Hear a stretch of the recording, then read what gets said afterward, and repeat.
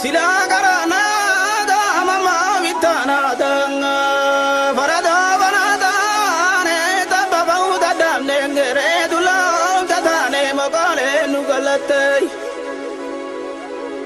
re dulau da dane magale nugalate durbaul wal da dane tabau da damne kotane gumbingu ne darbana ma egale kotane gumbingu darbana mai kanne jire yamani kamna kamo ko imbanne aha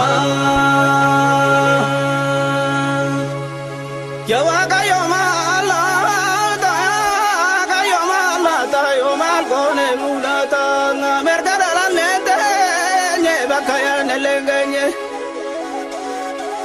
irgadara nente nye bakaya lengenye gada nutukuni ne kana magenye gade tukorande nye kana magenye made mari tabisana makabang ade mari tabisana makabadu bingara gogesa makami du bivama sore sabana garugu jodu garenge il marama je tu na tu tae mugare aha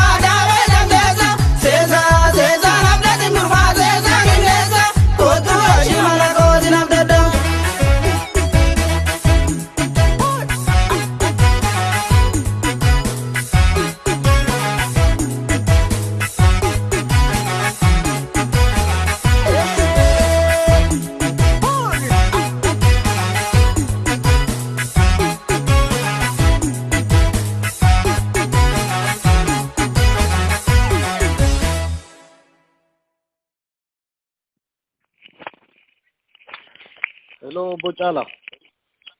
Oo. Nagaa keeti. Fayyaa galata akkam. Gaariidha. An Darajjeedha. Finfinnee raadiyoo Raayinsii bilbila. Gaafiif deebii kanaa fi yeroo kee fudhattee eeyyamanuu kennuu keetiif ulfaadhu galatoomessiin jedha. Mee nama nu dhaggeeffatuun wal barikaa caalan eenyu? Tole isinis carraa kana naalaachuu keessanii fi guddoo galatoomaa gaani Caalaa Haayiluun jedhama. Ole. Egaa itti fufna. Amma eessa jirta? Amma biyya Sweden jiraadha magaalaa Stockholm. Caalaqa isa dhalattee isa guddattee isa barattee ijoollummaa kana keessa nu burraaqsi nu taphachiisika. Seenaan caala kun anatu gabaabadha malee dheeraadha. Ati gabaabaadha? Ani abootettan dhaladhee achittimi hamma kutaa 4 baradhee sana booda gara Booranaan dhaqee Moyaleettan baradhee amma kutaa 10tti amma kutaa 8tti Boorana Moyaleetti baradheen achi immoo Salaaleettin deebi'een Garba Gurraachatti kutaa 9 baradhee ammas achi deebi'ee Moyaleettiin kutaa 10 itti fufee haa ta'uuti kutaa 10 addaan kufee rakkina biraa ture achi ammas baqadhee san immoo Adaama gale. Adaamaadhaan kutaa 10 irra deebi'ee achumatti sadarkaa lammaffaas qophaa'inas achumatti baradhee achiin booddee yuunivarsiitii Adaamaa galee yuunivarsiitii Adaamaa waggaa 5 ture achis hin milkoofne nan baqadhe. Okay. Abootee kuni akkami? Waradaadha moo qabaleedha moo anis naannoo sanatti dhaladhe garuu abootee deemee hin beeku beekta abootee jechuma malee. Abootee akkami? Ejereenis abootee jedhama? Garba gurraachi guutee morka bishaan abootee yoo dandeenye. Akkasidha garuu. Abootee aana. Garba gurraachi guutee morka bishaan abootee ija lafa ilaanna laalta ija kudhaama gootee. Waan akkasiiti. Dargaggeessa sirbaa mire.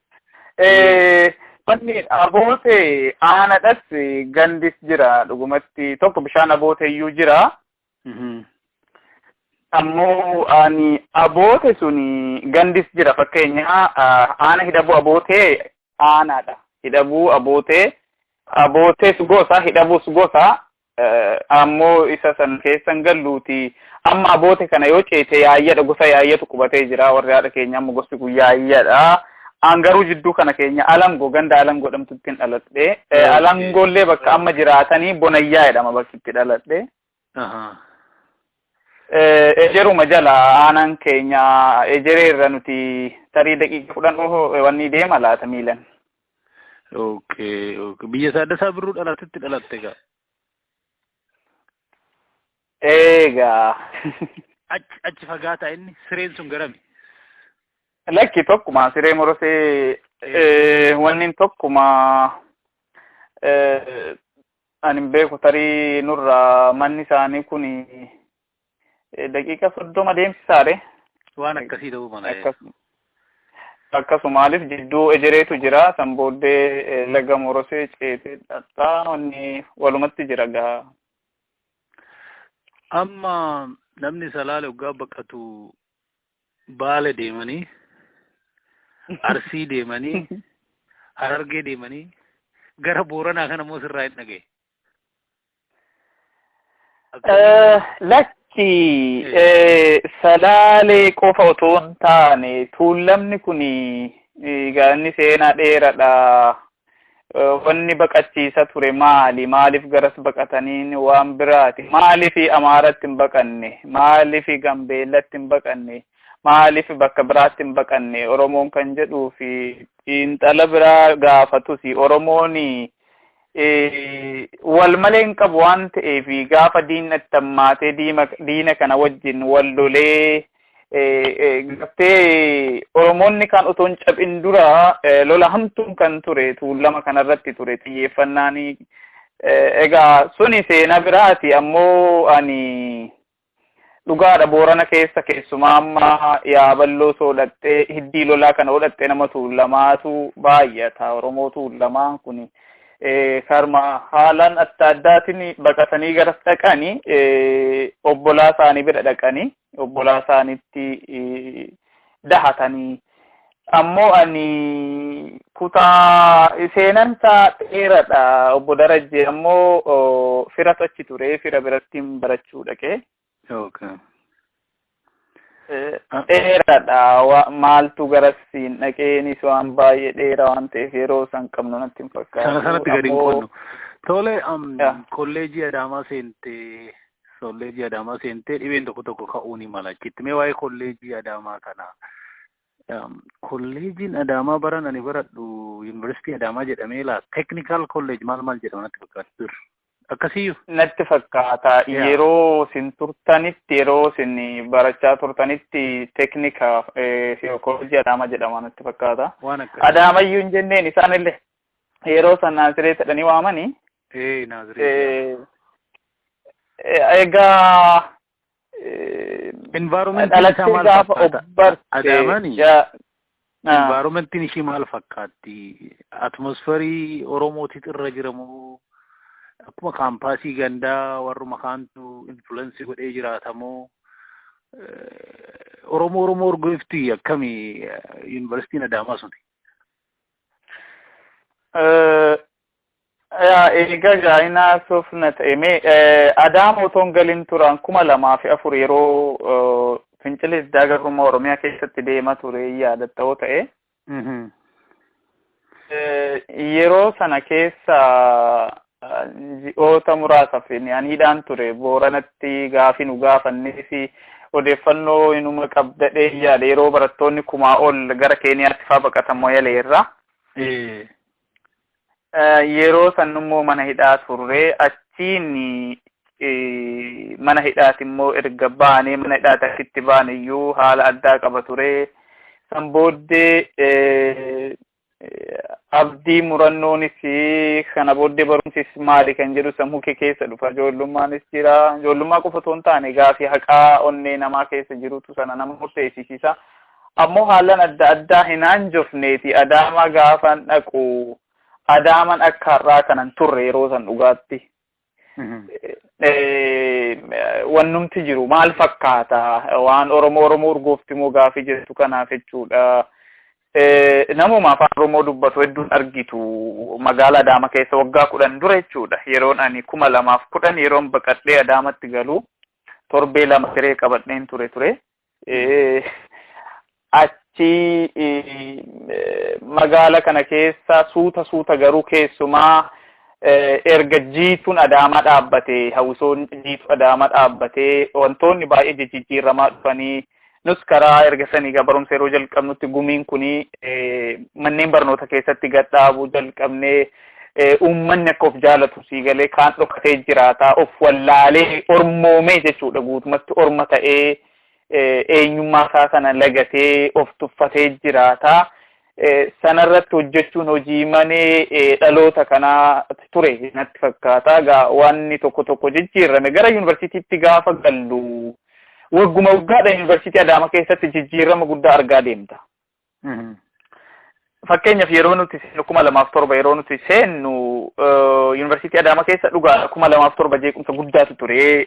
Fincilee diddaa gabrummaa ture keessumaa walitti bu'iinsi ijoollee Tigraay fi Oromoo jidduutti ture. Wayyaaneen sana hin araarsattee loon qaltee maal goote deemte ammoo suni wanni gochuu hin dandeenye. Egaa mooraa san keessa yeroo nuti seennu baachii 2 nu fuuldura jira. Baachii 2 kuni maqaa qaba. Nu dura waggaa 2 dura moo 3 dura yuunivarsiitii ta'e. Nuti seenu keenya dura. Amma baachiin tokko feerroo baach jedhama. Baachiin isaanitti aan immoo salaam baach jedhama. Baachii keenya sana maqaa hedduu moggaafameera. Baachiin suni adda ture baachiin keenya. Maqaan keenya baay'eedha. Ammoo amma nuti tokkoffaa dipaartimentii seeraatiin galee seerri nurratti banamuu isaati sunis rakkoo mataa isaa qaba ture. Sanarrattis diddaan ture hunda wanni gochaa turre. Ijoollee yuunivarsiitii Finfinnee ga'ee akkuma jiruun garas nu dabarsan ture. Gara Adaamaatti nama 120. Kanaaf yuunivarsiitii Adaamaa keessatti suutaan jijjiiramni fakkeenyaaf Feerroon Baachii dhugumatti ijoollee sabboontota ture. Gidduutti amma gaaffiin uumame. Salaam Baachiin kun immoo barumsaanis wanni isaaniiyyuu wanni namaa xiqqeessuuf otoo hin taane qabxiin ittiin seenan iyyuu hir'ataadha kan warra Baachii wanni Feerroon Baachii ijoollee sabboontota baay'ee tokkummaa qabu baay'ee wal jaalatu. Salaam Baachiin kuni walis hin jaalatanii moo ijoolleen baay'een oppidoo taate. Okay. Warri Salaam Baachi kan jettee warri baafteefis waanuma dhimma hin qaban fakkaatu akkan argetti Baachiin keenya kuni Baachii warra wanni sana hin mufatan jechuudha. Muuf hin qabani aarii hin qaban keessi isaanii baay'een isaanii kana waan jedhu sabboontonni baay'een akka jiran dagachuun wanni dagachuun barbaachisu ijoollee sabboontonni dhugumatti baay'ee influential kan ta'an baay'eetu turan ijoolleen sabboontonni Oromoo even Baachii kana jijjiiruuf kan dhamaantu ture haa ta'uuti hamma Baachii Feerroo Baachii sanan gaani Feerroo Baachiin tokkummaan ta'aniyyuu sitti tola akkasumatti isaan laalteyyuu beekta moora san keessatti beekta waliin hojjetu baay'ee tokkummaa qabu. Gumiis akka dhaabbatu warri shoora guddaa taphate isaanii egaa ijoolleen kun har'as bahaniis iddoo gaggaarii jiru kaan barreessitoota gaggaarii ta'aniiru. Kanaaf Baachiin keenya kun immoo more emotional natti fakkaanna nuti emotionalummaa qofa otoo hin taane barumsa irrattis Baachiin keenya barumsi yoo sirnaan hin jalqabin laabrarii dhiphisuu jalqabe Baachiin keenya sun. Tokko qabxiin itti yeroo seenne iyyuu qabxii olaanaa ture. Kanaaf Baachiin keenya suni xiqqoo baay'inas qabaa. Ijoolleen Oromoos baay'eedha akkuma jiruun dhugaa dubbachuuf. Oromiyaan parsantii 70 ni ta'an ijoolleen Oromiyaa irratti jechuudha. Kanaaf moora keessatti mooruma Oromoo fakkaata'uu jechuu dandeessa. Mooran suni. Tole maaltu si mudate kana booda dhaqee jireenyi kee kaampaasii keessatti maal ture? Kaampaasii keessatti tokko gartee gadumarraa yeroonni mana barumsa qophaa'ina hawaas barachaa turetti gumii hoogganaatiin ture gumii afaan Oromoo. Gumii hojjennu kana keessatti rakkinoonni karaa warra wayyaanitiin oppidootiin singumiin keessanii gumii ergamaa baa'oo qabuudha waan akkasii jedhamaa ture egaa yeroo sanatti tokkoffaa siigalee ani san duras haala hedduu keessa dararama guddaa keessan ture yeroonni moyaleetti ture gaafa barbaadanii wanni Somaaleetti nu hidhan ture warra Ogaadeniyaatti isaanitti nu hidhan ture isaanis tumaa jedhanii tumiinsi yeroo sanaas jira achi erga dhufne xiqqoo hamma namaa wal barutti sati haalli rakkisaa ture kana keessatti si qoratu eessa dhufe baluu siin jedhu rakkinoonni suni walitti hidhatee amma yuunivarsiitii seene. Kanaafuu warri security duraan nu faana bu'aa turan nu faana bu'uu isaaniitti fufan jechuudha warri basastoonni wayyaaneedha. Kanaaf moora gallee nuti gaa tokko Oromoon akka Oromootti ijaaramuu qabaadha wal nama gaafachiisu maal faadhaan ijaaramna gumii ijaarrachuu qabna gumii keessatti immoo waan Oromoof ta'u waan Oromoo barsiisu ijoolleen Oromoo baruu qaban afaan keenya baratamuu qaba moora keessatti afaan Oromoo barsiisa turre kanarratti gumiin keenya waan aadaa irratti hojjetaa Oromiyaadhaan wal barii kan jedhu wanniin akka dhaabbatu goone waggaa waggaatti Oromiyaa deemnee daawwanna jechuudha godinoota Oromiyaa kana deemnee daawwanna achi dhaqanii barreeffamna adda addaa immoo gumii kanaaf galaa kanarratti immoo gumiin keenya sun achi keessatti qofa dhaabbachuu hin qabu. Manneen barnoota Adaama keessa manni barumsaa baay'eetu jira iskuuliinis baay'ee jira kanneen kana keessattis dhaabuu akka qabnu dameetti kana yeroon haayiskuulii wanni preparaatorii qophaa'ina hawaas ture irratti hojjechaa turre gumiilee adda addaa akka dhaabbatan hojjennee turre kanneen walitti fiduunis jedhu ture. Kanuma kana wal qabatee egaa rakkinoonni dhadhalachuu jalqaban jechuudha. Kanarratti immoo kaawunsilii barattootaa akkanan ta'u ijoolleen Oromoo fedhii qaban ture. Ijoollee Oromoo qofa otoo hin taane dhugaatti ijoolleen Habashootas haala yoo nuu ta'e nuu hundaafni taa'anii waraqaa galfatanii turan. Haa ta'uuti ani bakka san galuu hin barbaanne rakkinni guddaan gaafa dhalachuu jalqabachuudha. Maaliif hin barbaanne kaawunsilii barattootaa ta'uuni barattoonni ofii isaaniitti of filuu yoo hin dandeenye filatanii achi kaa'atanii barattoonni tajaajila barbaachisoo hin argatan yoo ta'e ani achi taa'ee ergamtuu qaama biraa yoo ta'e maaliifin achi taa'a kan jedhuufin hin ta'u hin barbaadu jedheen didee san booddee warri seekuritii isaanii kuni na waamanii na reebaa turanii jibbiinsa nurraa qabduuf diddaa namni bakka kana galuuf waamee qataanoo ani akkasii yaadanitti yaaduu hin danda'u. Kanarratti miseensa OPDO ta'e jechuudhaan hamma doormitti dhufanii na jeequ ture hin ta'uun jedheen didee kunneen hundumtuu rakkinoota adda addaa dhalaa dhufanii hamma yuunivarsiitii san keessa waggaa 5 turetti yeroo 6 hidhame. Waggaa meeqaffaarraa hidhame? Egaa waggaa lammaffaa yeroon jirus yeroo 2 hidhame waggaa lammaffaatti iyyuu waggaa sadaffaattis yeroo 2 hidhame waggaa arfaffaatti akkasii waggaa 5ffaatti kutteetti deebitamoo barumsa akkam goota? hin kunne wanni isaanii sodaachisaa fi siigalee akkasii duubatti deebitu waan hojjettu kanarratti waldaa hordoftoota amantii waaqeffannaa kan jedhus dhaabee anatu wanni gochaa ture dura bu'aa ture.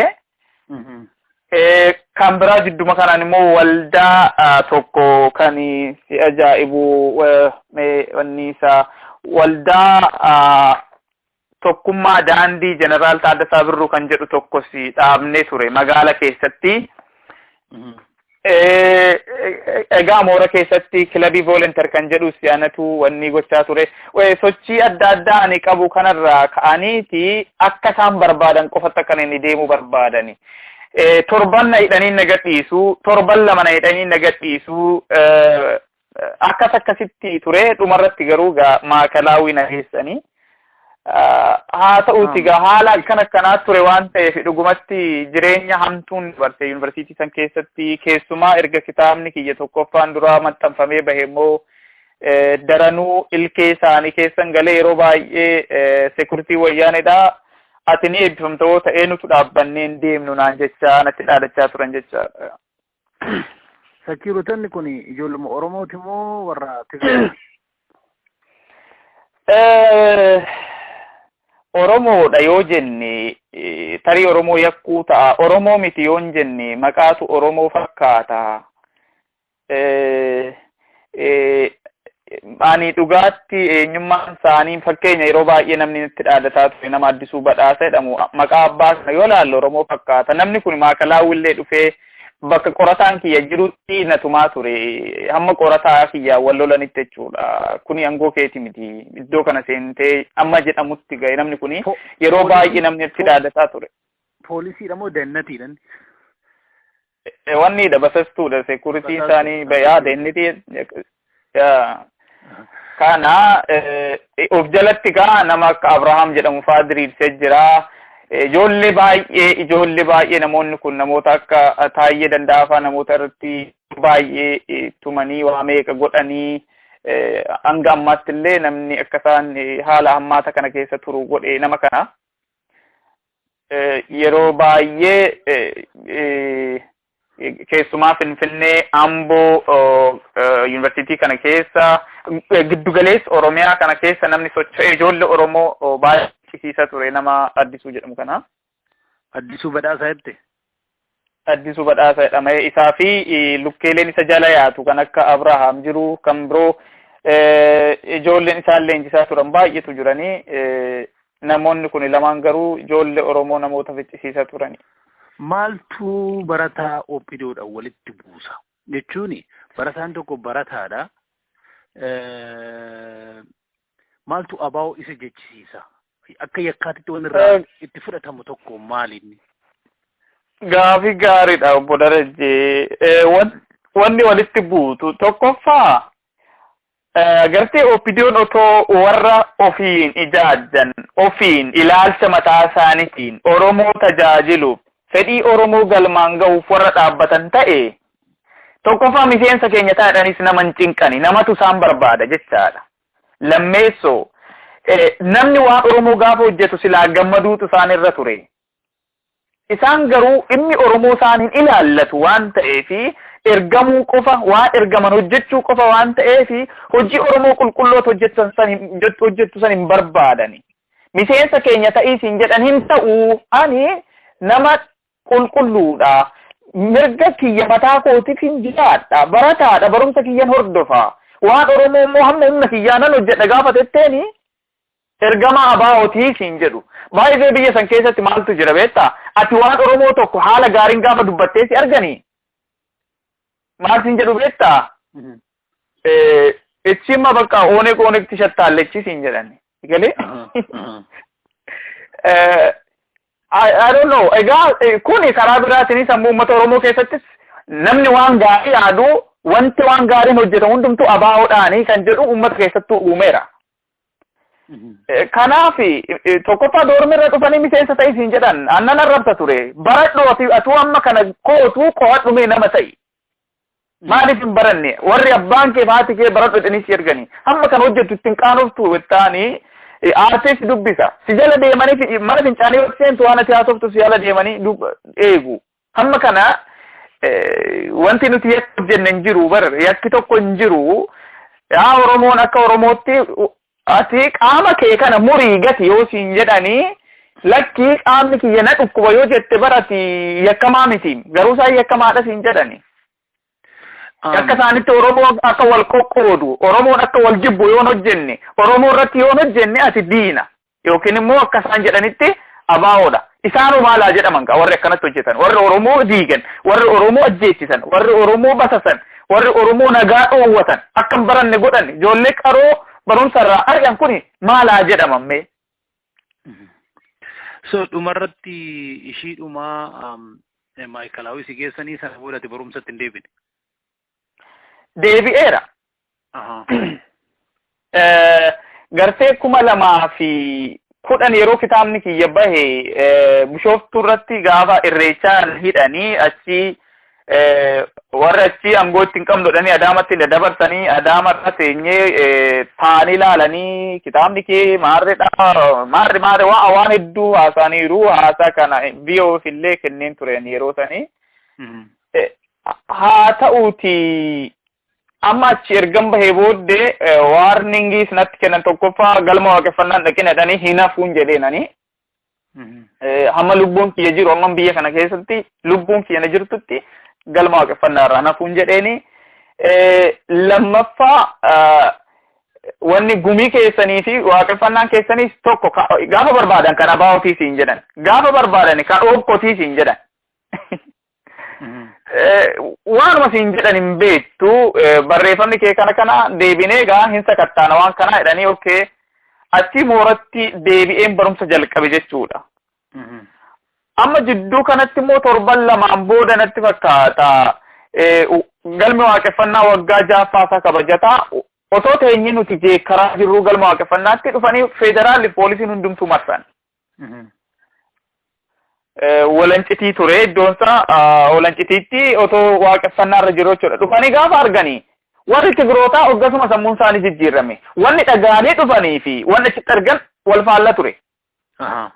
Amma gaafa nani gaanii iyyeetiin keessumaa erga isaan mana hidhaan nu galchanii biyya kana eenyu kan nuti harkaa qabu.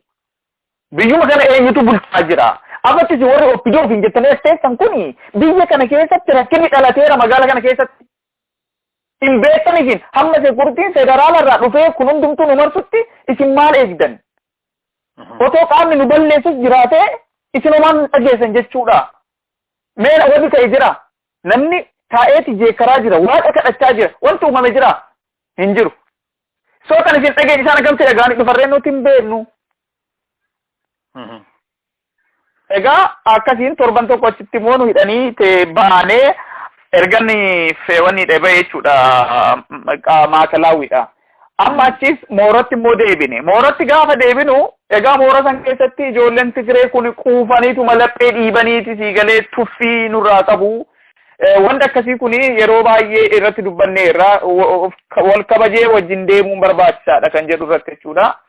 Haa ta'uuti isaan gaa akka kunooti adurree maaliifanii jetteennaan eessumatu bosona jiraaf jedhan sanii daggala jiraaf jedhan sanii fi laphee dhiibanii deemu.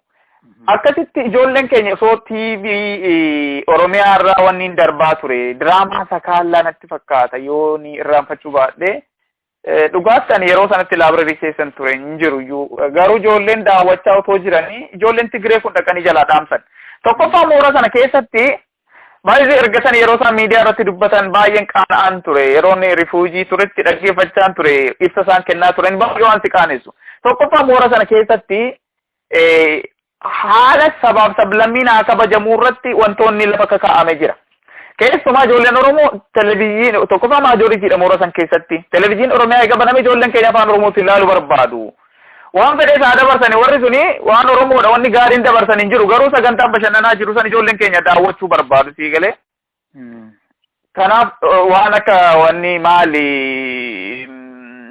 ijuu dilbataa fa'aa isaan qaban kana hin laalu gaariidha wanni isaan dabarsan achirratti haa ta'u jedhanii sana daawwatu ture ijoolleen.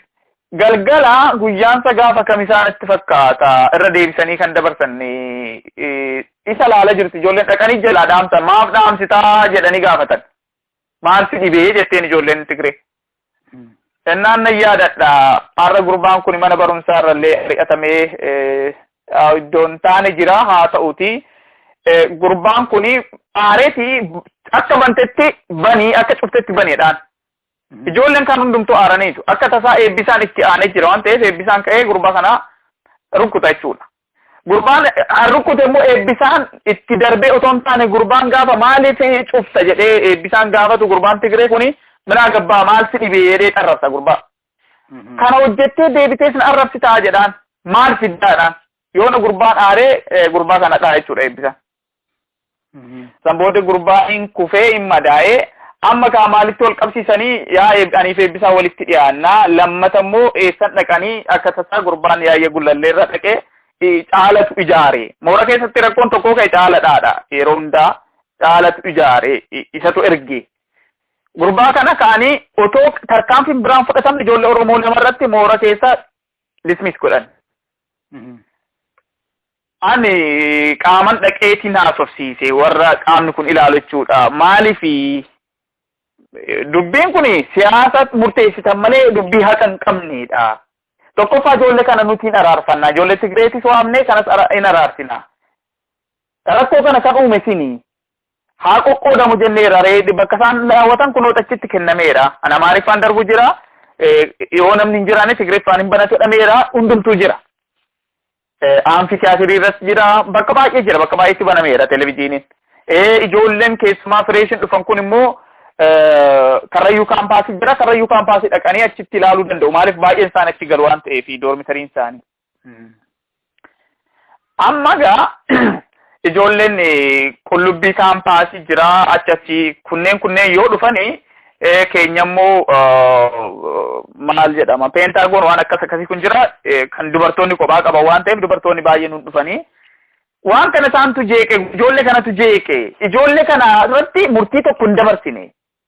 Kuni loogii guddaadha jennee falmine ijoollee disipiliinillee haasofsiisan qaamanii maaliif akkas gootan ennaan akka tasaa gurbaa yeroo san kaawunsilii keessa ture anan gammaatti hin mallatteessine garuu warri isaan mallatteessa jiranidha. Egaa seenaan si gaafata mallatteessite ennaani. Jenneeni egaa booddee ijoolleen ammas wanni biraa dhalata jidduu kana keessatti maaltu dhalataa barsiisan turizimii barsiisu ijoollee turizimii wanni natti fakkaata turizimii and manaajimentii ta'ee akkasii yaadadhu dipaartimentii kiyya miti ijoollee sekondiiriiti. Maal jedhee barreessaa turizimii hand wanni nootti barreesseefiiti nootti kana keessatti akkuma jiruun Oromoo otoo fayyadame jechoota isaan nutti moggaafatan kana barreessera. Ijoolleen keenya baay'ee haaraniiru. Amma gaa ijoolleen galgala tokko dhufanii doormii jechuudha na bira dhufanii akkasii jedhanii okay. Anama maaliin jedheen ijoo rakkoon akkanaa yeroo tokkos dhalateera yeroo nuti waggaa lammaffaa federaalizimii barannu rakkoon akkasii dipaartimentii keenya keessatti dhalatee jeequmsi guddaan ka'ee san booddee gurbaa sanaa karaa seeratiin akka ari'amu gooneerra. Gurbaa waan sana uume jechuudha. Haalli ittiin bira ga'ameyyuu baay'ee haala abshaalummaa qabuun bira geenye jechuudha. Laabireerii keessa seenee barreesse gurbaan sun kitaaba irratti waan addaa. Kanaaf tooftaa jiruun fayyadamna ijoollee. Targeetiin kun amma ijoollee Oromoo irratti xiyyeeffateedha. Gaa mooraa keenya keessatti amma sabboonummaan Oromoodha baay'ee haala addaarra ture. Sochiin jiru baay'ee sitti tola.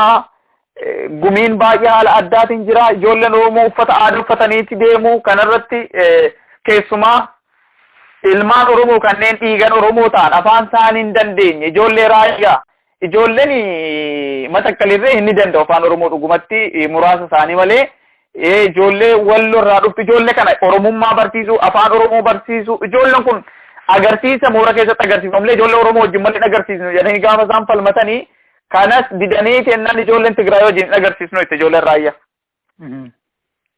Yoo danda'amallee kophaa keenya agarsiisna jedhanii sunis wantoonni kun hundumtuu wal qabataniiru. Kanaaf ijoollee Oromoo mooraa san keessa abbaa barbaadan ta'uu barbaadan yeroo sanatti jechuudha.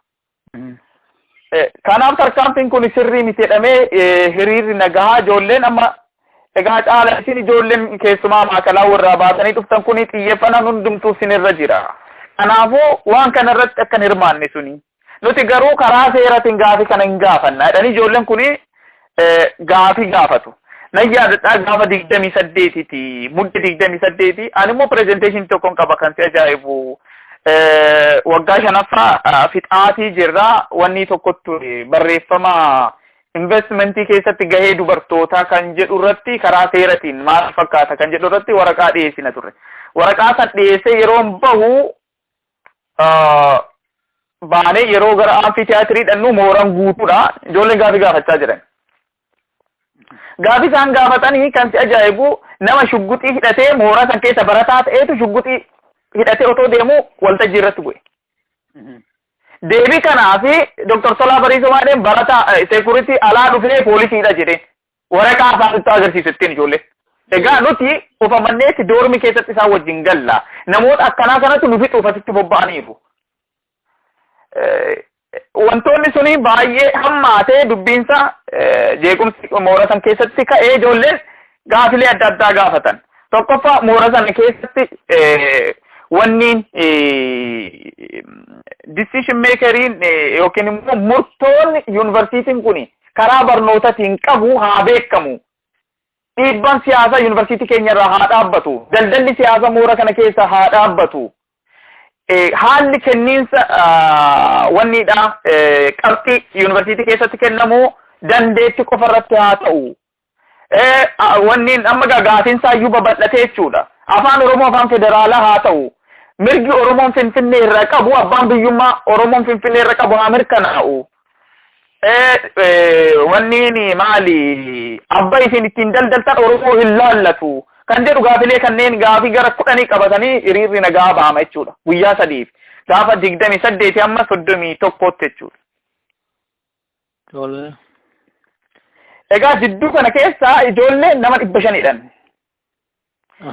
Kana keessa gaan nuti odeeffannoon ijoolleen naa kennanii akka isaan ajjeesuudhaaf murteeffatan karuma isaan keessatiin dhageenye jechuudha. Ajjeesa kana caalatu qindeessedhanii. Egaa gaafa 29 mooraa sanii gaafa 30 mooraa sanii nan ba'ee erga sanii mooraa sanatti deebi'uu hin dandeenye akkasittiin egaa lubbuudhanii dhugaadhaan du'uunis waan jiru waan tokko waan jijjiirama qabu hojjettee du'uunis sirriidha. Garuu haala homaan hojjenne keessatti diinni akka hin taanetti si ajjeessuuf yeroo qaaxxe keessa si galfattutti egaa homaa gochuu hin dandeenye akkasittiin ba'e jechuudha. Mee haala ammaa ati natti himte kana keessatti barataa Oromoo tokko yuunivarsiitii galee eebbifamee hagamitti ulfaata baratee waggaa 4 yookiin waggaa 5 kaampaasiin baay'een waggaa 4 rikwaayimentii isaa kun 5 looskuulii maal kuni kana keessa darbee kamitti baratee fixee galee warra isaatiif at least warra isaatiif mataa isaatiif bu'aa buusa barataan Oromoo tokko. Agartee Oromoon maqaadhatu nutti jira malee bakka dur hin jirru Oromoon har'a hiyyeessa hin qabu.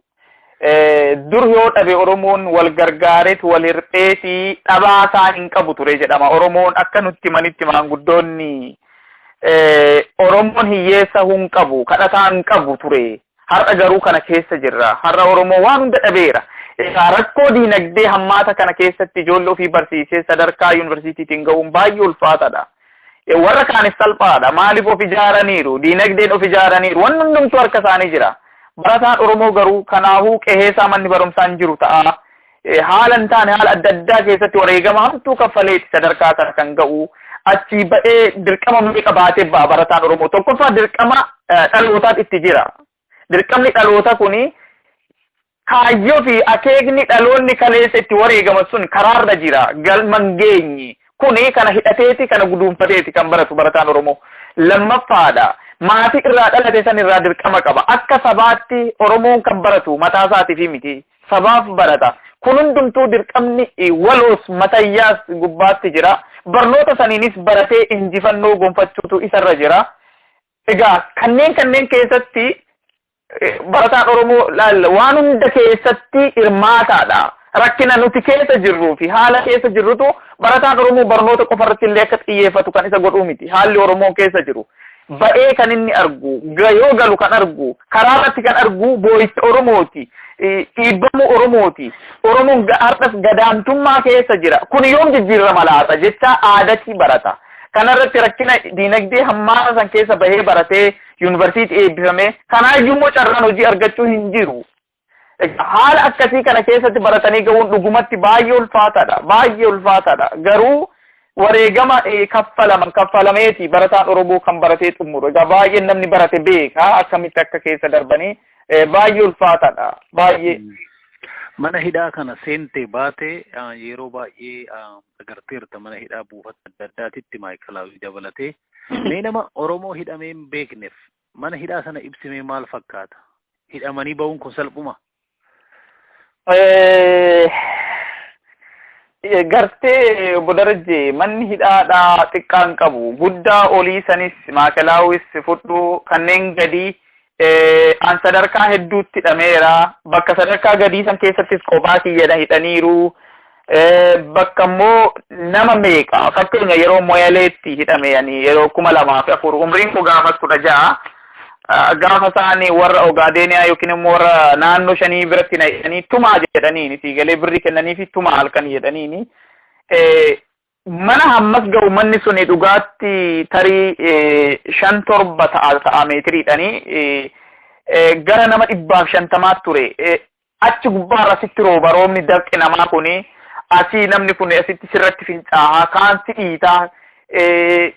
Siigalee gaafa mana hidhaa galtu tokkoffaa mirga kee guutuutti waaqni sii kenne hin mulqamta. Mirga silaa akka namaatti hafuura baafachuu akka barbaadde ta'uu san ni dhabda. Silaas Oromoon akka keessa jiru hidhames hidhamuu baasisi hidhaa jira akka barbaade ta'uu miti akkuma waaqni akkuma silaa ta'uu qabu sunayyuu ta'uu hin dandeenyu nuti. Kanaaf haalli jiru bakka kamiyyuu bakki hidhattu rakkoon Oromoodha. Kanarratti inni ba'u inni seenu si tuffataa aancufa sitti tufaa si arrabsaati siigalee reebicha qaama hin fayyanii akka leenci ilma namaa guddisee ilmi namaa isaan jedhisanii waraansa eeboo hin fayyanii waraansa dubbii garuu hin fayyaniidha siigalee sammuu kee keessatti yoomiyyuu qorqalbiin kee madoodha. Maaliif ennaan jechi siin jedhan tuffiin isaan siin jedhan teessatti ani maalii ofiin jetta beektaa maali ani maali? Ani nama miti. Warri kun maaliin na caalanii ofiin jetta siigalee waan ittiin si caalan hin qabu garuu hiree wal si caalchisteetti. Namni keenya walii galtee dhabuunsaa anaannachuu dhabuunsaa rakkina keessa jiruuf dhuguma bakka kennuu dhabuunsaa akka warri sin geenye sin ginne warri xiqqoon namaa gadii si caaltee yeroo si tuffattu yeroo sirra deemtu yeroo si dhidhiittu. Maaliif wanti sitti dhagaamne hin jiru beeki dhugaatti jiraachuu jibbita otoon du'e hoo jetta siigalee yoo najjeessa ittee kadhattaa bari garuu si ajjeeftu gartee aroonnoo manni hidhaa hamtuudha hammeenya manni hidhaa isaan sireeban sanii miti yoo si tumanumaa miti jechoota isaan siin jedhantu garuu bara baraan muummee sammuu kee keessatti sitti bilbila siigalee. Kanaaf hamaadha baay'ee hamaadha manni hidhaa eenyufuu tolaa miti kana keessatti galmaan Oromoo har'aa kumaatamni kan keessatti ciisaa jiran keessatti tumamaa reebbamaa dheebocha beela'a injiree nyaacha isaan immoo sitti kolfa ulfaataadha dhugaatti kana warri qaama biraa ante hin beeku ne hindeesin jedhu si galee ati maaliif halkan yeroo situman kana ani hin beeku jetta afaan oromootiin dubbatta dhaloonni keenya afaan oromoo malee baay'ee hin beeknu isaan amaariffaan si gaafa hin beeku jetta jarri kan maal siin jedhu beetta namni 3-4 achi keessa jira hin beeku ne hindeesin jetti hin beeku ne hindeessi namni keenya kuni hidhamaan nama keenya kuni dhuguma akkuma isaan jedhan kana yakkaan red handed yookiin akka afaan amaaratiin ijji kabinji qabamanii yookiin waraana abaa'oo ta'anii soggaa sochaan qabamanii immoo akkasumaan jettee kanan waanuma hubannoo irraa hin qabneen hidhamee jita. Taali jaalatanis jibbanis Oromoon guututti abaa'oodha. Dhalli Oromoo dhalatee of beeke. Fakkeenya tokko toonsi kaase yeroo hin qabnu natti fakkaata malee daa'ima waggaa 5tiin guyyaa tokko iddoo hiitan dhaqe daa'ima waggaa 5 lamatu wal bira ta'anii timaatimii fi wanni qaara darraa kana muranii wal bira ta'aniiti isheen tokko daa'imni xiqqoo maal jettiin beektaa ilaa jetteen gaafa ati kan wanni alaabaa hojjetteeti timaatimii fi qaara irraa beeke alaabaa adda bilisummaa Oromoo kana diimaa magariisa diimaa yoo ati kana nyaattee sin qalaa jettiin maaliif naqalta jedhaan gurbaan maaliif naqalta timaatimin nyaatinaan jetta akka nyaannuuf nuu qalame miti jedhaan kuni dhiigan dhufee hubadhuga daa'ima waggaa 5 kuni dhiigan dhufee kana xuxxeennaa sin ajjeesaaniif hin nyaattu jettiin maal sin jechuu barbaadetin Oromoon guututti lapheesaa keessa dhaabni isaaf quuqqamu Oromoon eegere abdii irraa qabu naaf hojjeta jedhee irraa qabu dhaaba kana dhaabni kun har'a bira hin jiru uummata bira uummanni garuu dhumachaa jira gaafin inni kaasu gaafii haqaati gaafii haqaa kanatti akka abaa'ootii isa jechisiisu taasisa fakkeenyaaf guyyaa tokkoon isin yakka uumuuf nuun jedhanii kan walitti nu qabanii nama 150 miidiyaa isaaniitiin garuu mallateeroo waan jedhee dubbate nama 29 namtichi dhukkubsatu kun illee nama du'ellee wanni hin jettu eenyu maqaansa Alamaayyoo Toonsaa dhukkubsatee dhufee gaafa nu harkisa kennaa ture yansi ajaa'ibu Oromiyaan maarree gochuudhaaf Oromiyaa guutumaa guututti jeequmsa guutuu gochuudhaaf isaanii qophaa'ee waan hunda fixate harkaaf harkatti qabnee injifannee irra dhee dubbate miidiyaa irratti gaafa hunkutaatashi. Egaa gaafsanii namoonni kuni baay'een isaanii barsiisota barattoota yuunivarsiitiiti abbootii qabeenyaati kan si ajaa'ibu nu Adaamarraa gaafa qabamne Boorana Moyalee irraa nama gaafa qabamee dhufe jira Baalee Gobbaarraa Wallagga Gimbii Dambidoollo Mandii Jimma Ilubbaabor Harargeerraa diraama isaan hojjetan qofa laalati guyyaa tokkotti namoonni kun waluun beeknu fakkeenya gaafa san obbo Baqqalee Garbaa fi obbo Olbaanaa Leellisaa gaafa qabaman guyyaa tokko qabamne namoota kana mee Finfinnee keessa jirani Finfinnee keessa ta'anii qaamota mirga namoomaaf dubbatan dubbisan namoota kanallee akka keenyatti lakkaa'anii jechuudha nu waluun beeknu bara namoonni kun kanaaf wanni isaan qabatamaatti yakka sirratti qaban hin jiru achitti kan sirratti barbaadan achitti baatii siin jedhu namni ragaa qabate kana arganneera dhee mana murtiitti si dhiyeessa bari obbo Darajjee. Mana murtiitti dhiyaachuun jira. Wanti ajaa'ibu naannoo gara kunooti birbirsa gooroo kanaa oli bakka bataskaanni isaanii dhaabbatu kana achi fuuldura sanii iddoon isaan artifishaalii dhaaban tokko jira. Namni kuni qorataa ta'ee yeroo inni qoratu argeera. Namoonni kudhan gaafa qoratan qorattoota san keessa ture. Achitti garuu abbaa murtii ta'eeti wanni irra taa'ee yoo harka baafte ayif akka dilleensi waan isaan jedhan qofa sitti himan. Kanaafuu isaan maal jedhaniin guyyaa sitti dheereffachuuf kan si ajaa'iba haasaan isaanii isaanumayyuu silaa ni gaafachiisa Oromoo haasa'u kana silaa akka seeratti ta'aniiti yeroo ammaa kanatti uummanni Oromoo abaa'oo waan akka malee deeggaraa jiruu fi waan akka malee qophaa'aa jiraniif warri kun yoo asii ba'anii waan kanas Ani nan kolfa ture yeroo poolisootatu kana himata isaanitti kanaafuu ba'uun qabanii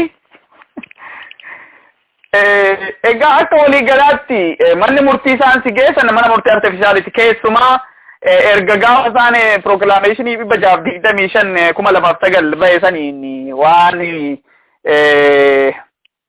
shororkeessummaadhanii baasan sana wal qabsiisee gaafa si himatanii isaan gaafa si himatanii manni murtii isaan si geessan hin jiru tokkoffaa ragaan qabanii bari isaan ani dhugaa parsantii 100 Oromoon haqa mana hidhaa keessatti dararamaa jiru tokko waan tokko ragaa tokko irraan qaban achitti si tumanii kaan asitti tumaatii asitti immoo kaaneen abaluu barwaa'ee keetti nutti meera kakkamitti muudita kaan abaluu irratti ragaa ba'i sibiilota si baafna nama waliin beekne nama eenyummaa nama tokko hin beekne jechuudha. Fakkeenya yeroo san dhugaan sitti maanii daa'ima waggaa 14 ijoollee waggaa 14 ijoolleen hin xirraaffanne gurbaan tokko naannoo najjooti gurbaa haadhaaf abbaan qabne barachuu dadhabeetu kutaa 8 fixee barumsa itti fufuu hin dandeenye gurbaan kun haadhan qabu abbaan qabu bakka warqii qotan dhaqe achitti suuraan isaa bade warri Beenishaangul naannoo isaa dhufanii erganii oonegidha jira abaa'oodha jiradhaniit warra basaastuutti kennan. Gurbaa kan halkanii guyyaa tumu gurbaan amalaan nama dubbatu miti kan ajaa'ibu gurbaan dubbachuus hin jaalatu gurbaa callisaa ijoolleedha bar mee daa'ima mana ga'u maal jedhaniin gurbaan tokko gurbaan ijoollee waggaa 14 kunis gurbaan naannoo gobbaati gurbaan kuni mana tokko keessa turre gurbaa kanasi gurbaan kuni innis abbaan isaa jalaa du'eeti maatiin harka qalleeyyiidha hojii hojjetachuuf eessa dhaqa gara Arabaa kanaan deema dheekka Al-Shabaab jedhanii jedhan gurbaa daa'imman mana ga'u. Rabbi. So ijoolleen umurii waggaa 18 gadi mana hidhaa keessa jiran jechuudha. Barqaati silaa akka seeratti seericha irratti akka kaa'ametti atleast ijoolleen waggaa 18 gadi bakka kophaa qabu wanni bakki itti hidhaman iyyuu garuu achi keessatti maakalaawuu keessatti bakka namni sigaaraa adda addaa tuutu bakka namni kaan abdii kutatee jireenya jibbee haala ammaa san keessa isaan bira taa'a mee dhalli kuni boru maal taaga maal baratee baasii keessatti tokkoffaa hidhamuun mataansa biyya san keessatti namni silaa waa balleessiteeti akka ati sirrooftufi namni ani hidhamu tokkoffaa namni achitti hidhame nama badii balleessa miti digalee namni achi baheellee haaloo godhateeti daranuu jabaateet baa malee wanni inni regret yookiin gaabbee ba'u hin jiru. Akka maanguddootitti maanguddoota waggaa 70 olii waggaa 80 oliitu jira maanguddoonni maanguddoota isaanuun dhukkubsatan yoo dhukkubsatan kan nyaalan arganne yoo isaan dubbatan kan dubbii isaanii jalaa dhageenye kan tuffataman baay'ee si ajaa'iba tokkoffaa namoonni afaan Oromoo hin beekanii afaan Oromooti yoo isaan dubbatanuu arraba biraati. Namni isaan achi keessatti poolisoonni achitti isaan egaa Oromoodha jedhanii kaa'anii namni lamaan tokko jira muummee fi naasiroodha namoonni kun wanni isaan hojjetanii shaayii kan sukkaara hin qabne sanii fi daabboo goggogaa yoo sidhaan dhiigsu san sitti deddeebisu namoota kana tooti federaalizimii isaan odeessatan egaa gahee keessaa qaba jechuun itti fakkaata. Warruma alaashee namaa fiddu wanni guddaan ishiin namaa hojjettu. Kanuma Oromoon isaan achi qaban kanaan ala Oromoon achi keessa hin jiru. Parsantii 85 ol Tigreedha kaan warra Amaaraati. Gosti biraan jiru Oromoo malee mana hidhaa kana keessa warri Amaaraa kun hin jiranii? Yeroon argetti fakkeenya Andu'aalem Arraageetu moo Andu'aalem Andu'aalem Arraagee ta'ee Andu'aalem yeroo nuti hidhamne san keessatti eenyu dabbabee tokkos isheetu dabbabee tokkos hidhameera. Inni naannoo warra gaazexeessitoonni warra Swiidin turan sanii naannoo mana mukaati jira mana mukaa san keessa galanii dubartoonni gaazexeessitoonnis turan yeroo sanii eenyuun talli kun ifaanii ijoolleen gaazexeessitootas turan. Hin beekee barsiistuu wayyaa. Isaanis turanii kan biraan Andu'aalem Arraagee kuni fakkeenya guyyaa tokko halkan nuti teenyeen mari'anna akka tasaa ta'ee marii gochaa turre gurbaa Silashii Hagos jedhamu tokkotu nu wajjin hidhameera kutaa biraatiin biratti jijjiiraniiru Silashiin kuni hiriyaa Riyoota Lamuuti. Amma wajjin hidhameeti sodaata wayiiti ofuma isaatiifuu sodaata nu biratti hidhamuusaa sodaa qabaa maaliif akka ta'e hin beeku achi dhimmi Oromoodhaa teenyan mari'annaa hin haasofnaa achi amma natti fakkaata yeroo san amma Green Party isaan jedhan Blue Party immoo Green Partyidha. Blue Partyidha. Yaa waan akkasii kana bixxiluurraa turan natti fakkaata yeroo san isaan. Daa ilaalcha akkasii qabannee deemaa jirra waan akkasii hundeessu waan akkasii amma nuti teenyeeti gaa namni keenya aariidhaanis dubbata namtichi kun jedhee xiyya kutaa itti aanu egaa kutaan kun undergroundiidha ati mee akkamitti dhageessa yaaduma yoo gungummii dhageesse malee waan ati haasoftu hin dhagaamaame. Nagaam. Kophaasaa jira inni kutaa arfaffaa nuti kutaa sadii turre ulaa tokko jira ulaa saniin bahee isa bira gaa raajii maa jedhee xiyyee jedhee iyyee balbala dhadhahee san booddee namni hojii dhufanii እነዚህ ኦሮሞዎች እየረበሹኝ ነው በቃ አማራ እያሉ አማራን እየሰደቡ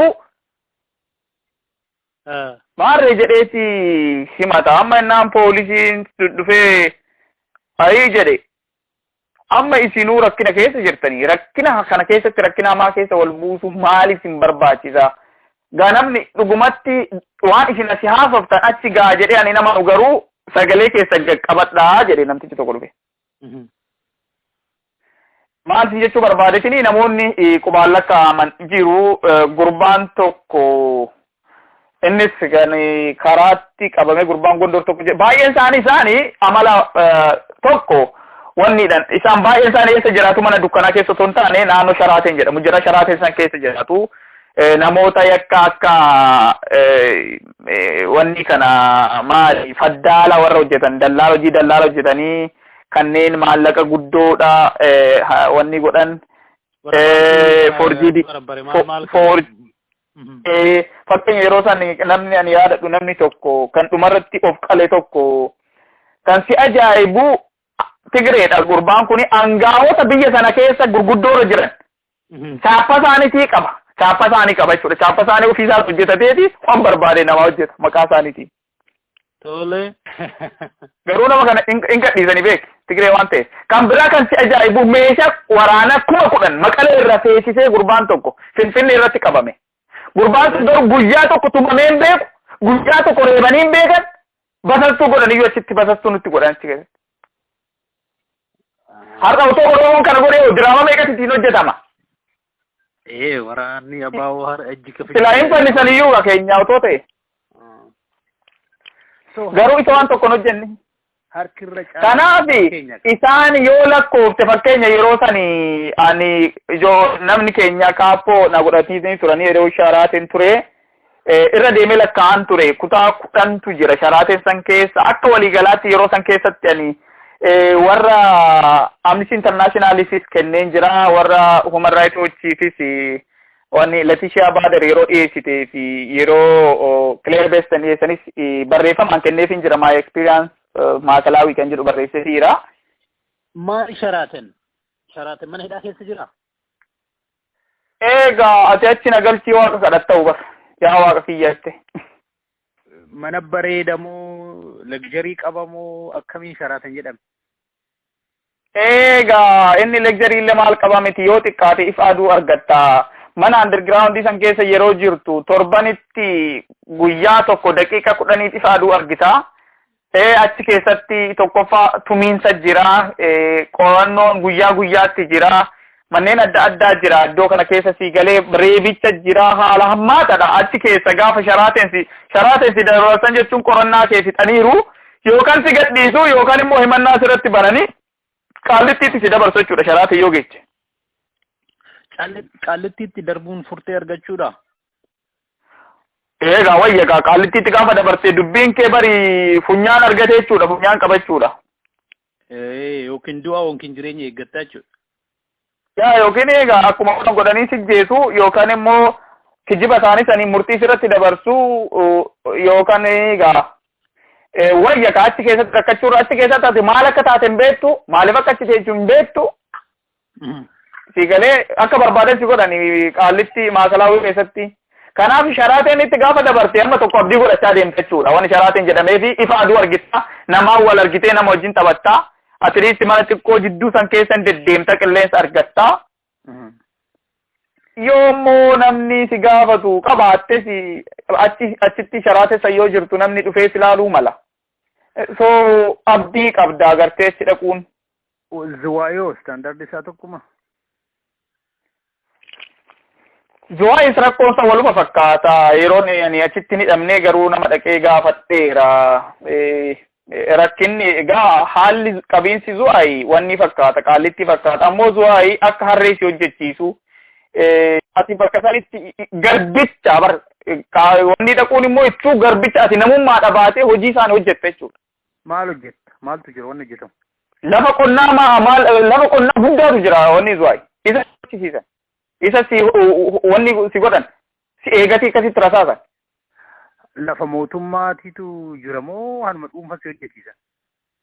Maal mootummaadha wanni itti qaba malee warra hidhaasantu qaba warra achitti isa amma isaanii gama warra baadiyyaatiitu lafa qabaa lafa ofiitti si hojjechiisa.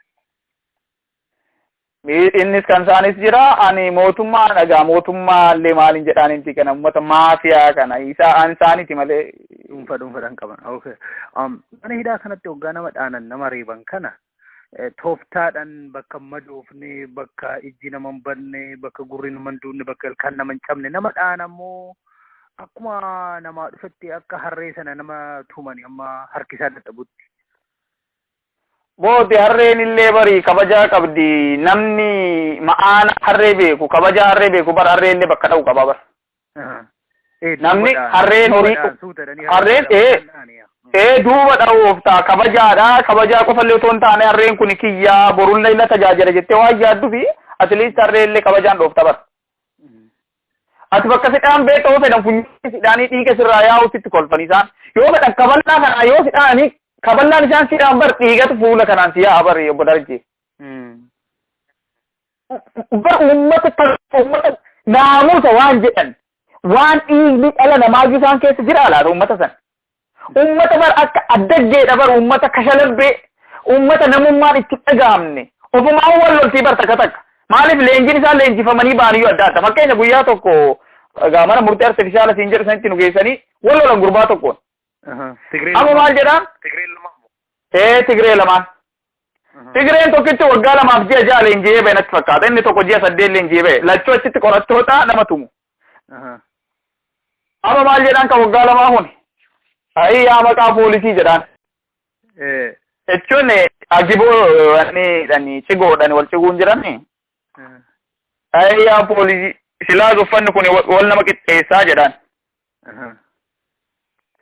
Mannaa inni kaan immoo eenyu kadireedhaan.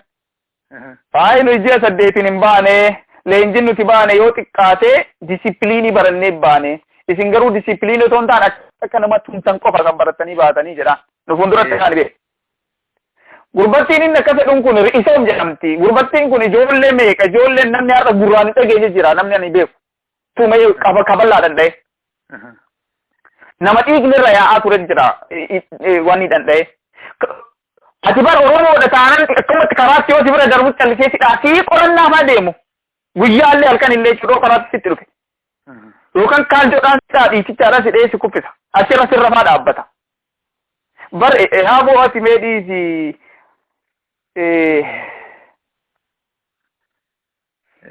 Waan isaan nama godhamu dhugaatti gaa uummanni akka keenya gabrummaa jala jiru kanuma irra gaa inni isaan irra waan eegnu hin qabnu garuu uummata dhala namaa irra dhalattee miti uummanni sun. Carraan namni manuma hidhaa kalaa sanatti dagatamuun hin jira jechuun keessisaa fuulduratti deemuu dideetu akkasuma irraanfatamee gatameetuma achuma keessatti kan irraanfatamu ni jira moo gaafuma barbaadan kan digatan. Jira maaliif hin jiraanne nama isaan quba kan bare kan calliseetuma achi keessa taa'u baay'ee jira bara. Fakkeenya amma wanni sharaatanitti namni argee jira. Ergaachi dabarsanii ji'a meeqanaa jedhi ji'a ja'a namni gaafatus hin jiru. Maqaadhaa fi torbanitti guyyaa tokko namoonni tokko dhufan. Ofii akka isaan jedhanitti rakkina keessan furraa hin jedhanii dhufan.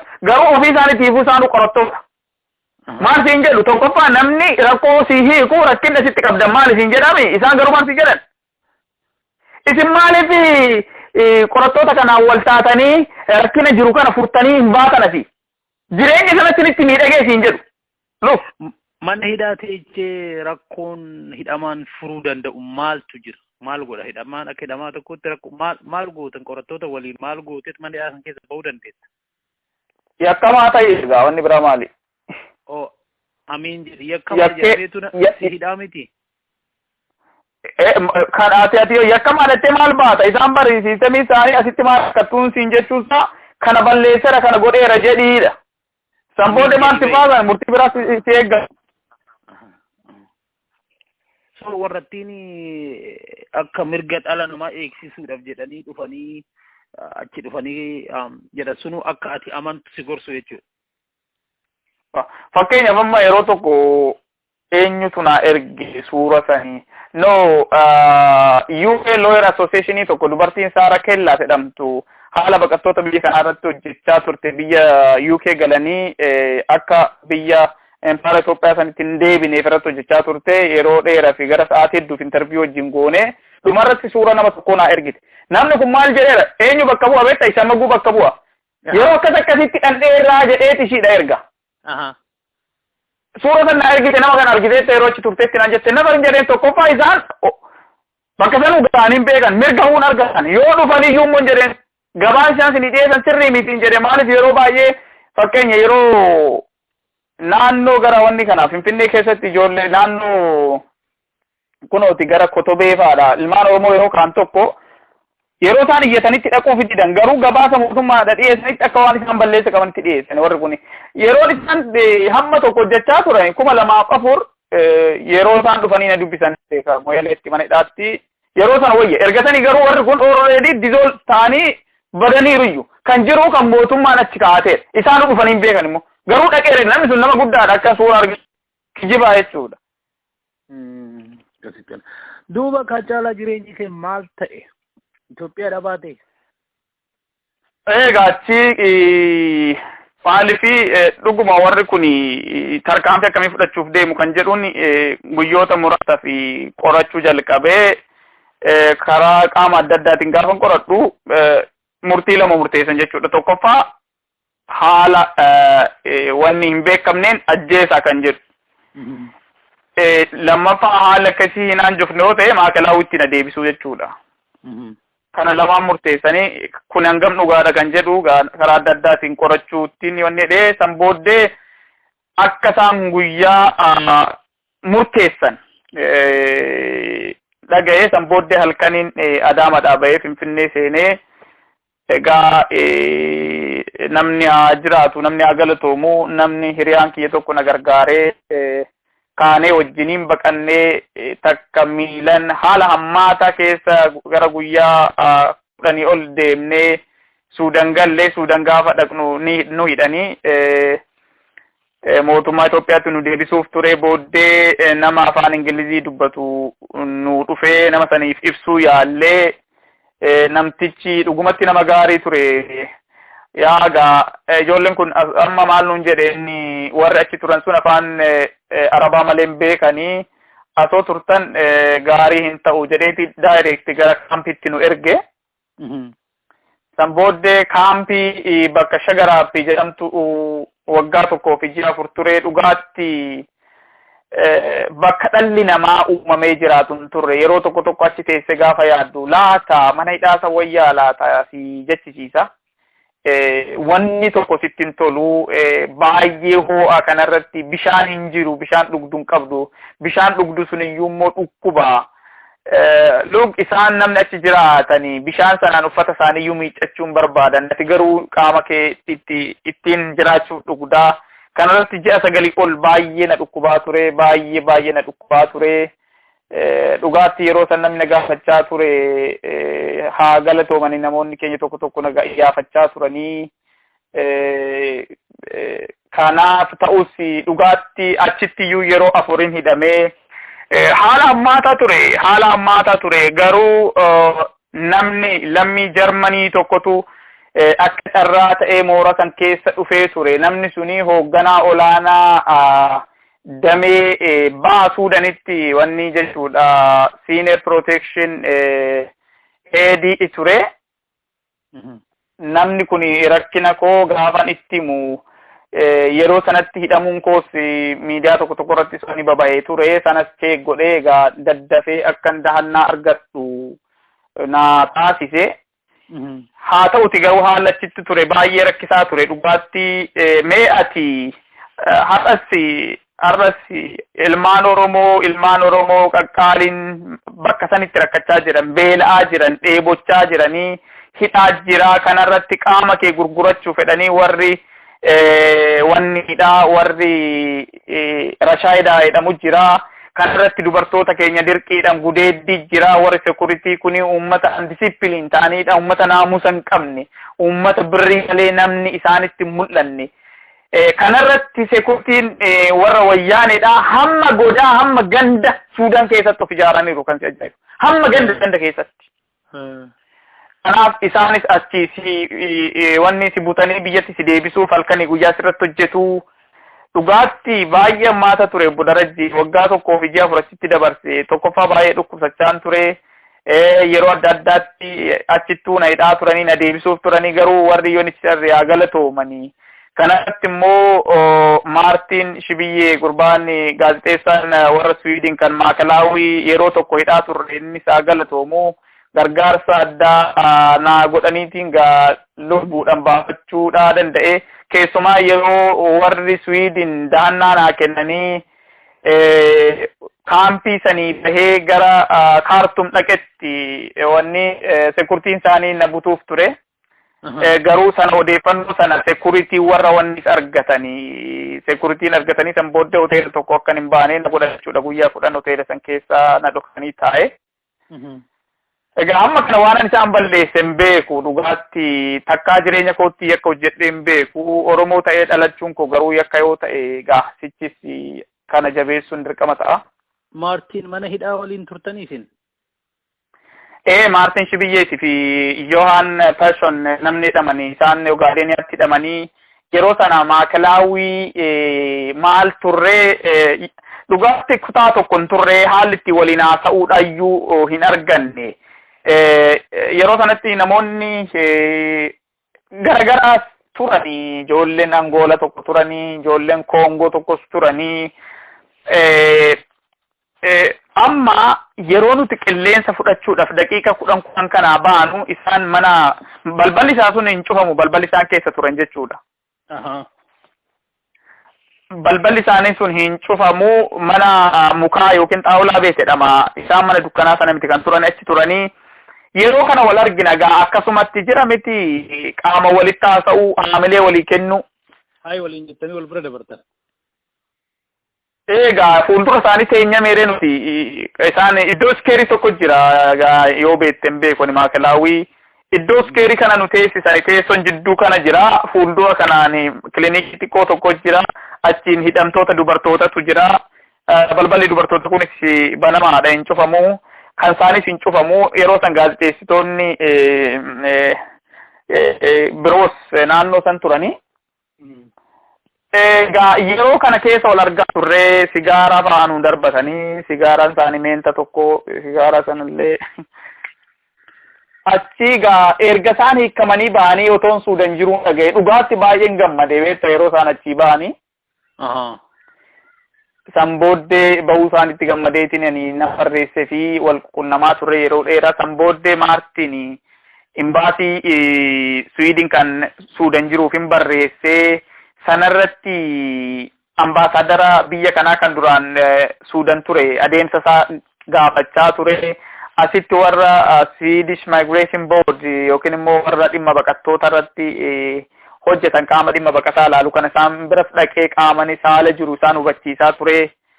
Egaa akkasitti haala atattamaatiin wantoonni hedduudhaan na xumuramanii gara kana dhufe. Egaa tarii biyya kana dhufuun inni karaa biraatiin garbummaa sadaffaadha.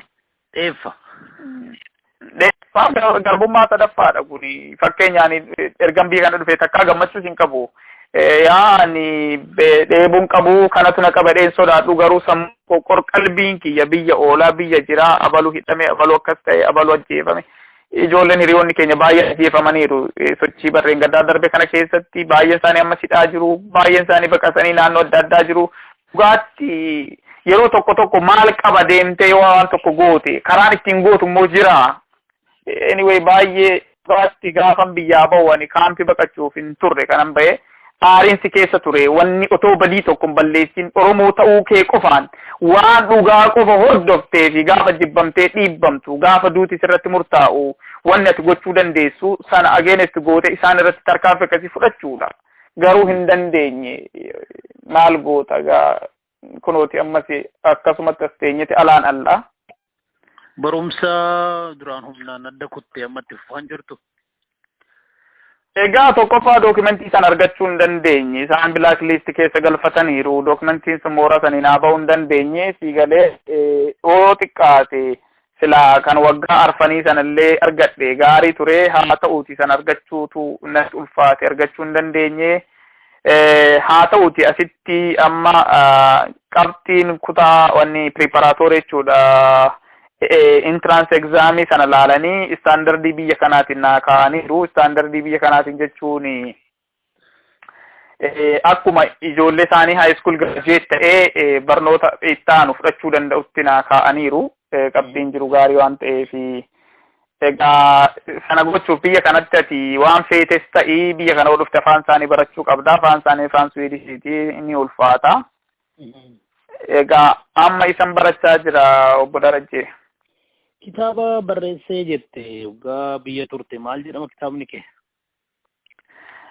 Kitaabni suni burqaa jaalalaa jedhama ture kitaabni jalqabaa mata dureen isaallee akka tasaa jijjiirrame malee waada sobaa jedha ture haa ta'uti namoonni yeroo sana na wajjin dhamaa turanii mee silaasi haalli warri kun si wajjin jiran kun gaarii miti maqaa isaa kanatoo jijjiirsee naani maqaa kana kenneefi burqaa jaalalaa jedha. yaa kitaabni jalqabaa burqaa jaalalaati qabiyyeen isaa walaloodha.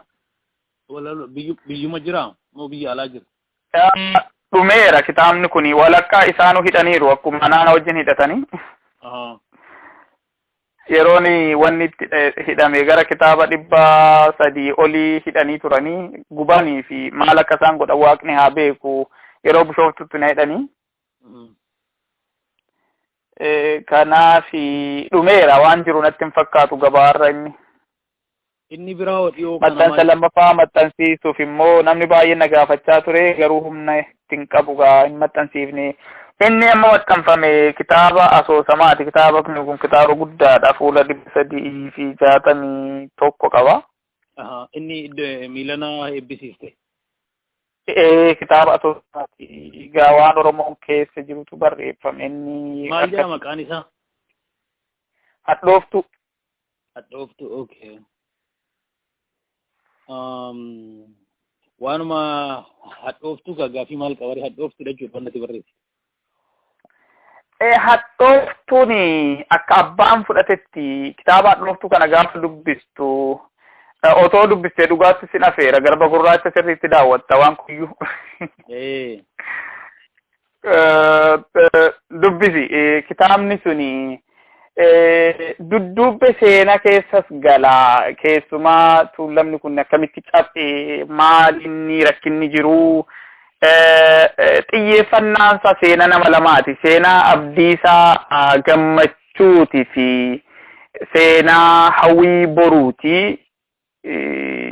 Seenaan nama lamaan kanaa garuu akkasumatti kophaa isaaniitii miti kan deemani karaa dheeraa kana gaafa deemanii abbaa haadhatu jira maatii isaanii jira fira aana aante jira achi immoo jireenya yuunivarsiitiitu jira Dr. Daandii achitti argita yuunivarsiitii kana keessatti immoo sochii ilmaan Oromoo godhan haasa'a walitti dhufeenya ilmaan Oromoo jaalala sabboonummaa gartee hattaa Oromoon dhamdhamatu. Hadhooftuun sochiin Oromoon eegale hanga ammaatti hattaadha. Hattaan kun garuu mi'aawuu hin danda'a. Akkamitti mi'eessuu dandeenyadha.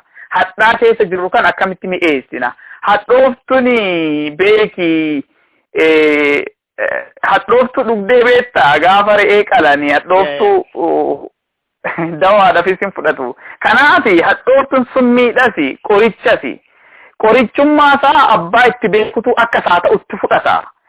Kanarratti ammas hadhooftu keessatti wanni haasa'u waan dargaggoon Oromoo silaa ta'uu qabu kan ta'uu hin qabne ta'ee immoo waan inni ta'u argita. Gartee dargaggummaan nama gowwomsiti umriin suni umrii waan hunda itti jijjiiranidha.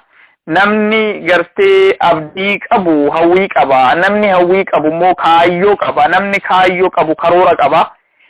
Namni karoora qabu manii gahiinsa qaba, galii qaba.